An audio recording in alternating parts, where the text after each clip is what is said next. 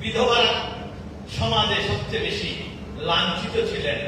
রাসূল পাক সাল্লাল্লাহু আলাইহি ওয়াসাল্লাম ওই সমাজকে ধিক্কার জানালেন। নিজেই 25 বছর বয়সে 40 বছর বয়সটা মা খাদিজা কুবরা রাদিয়াল্লাহু তাআলা আনহাকে প্রথম শাদী করে ওই সমাজকে তিনি চুরমার করে দিয়েছিলেন। আজ থেকে 200 বছর আগেও আমাদের এই ভারতে, ভারত বলে বহুদূরে কলকাতা, ওখানে হিসাব করে লাভ নাই, 200 বছর আগে এটাও ভারত ছিল।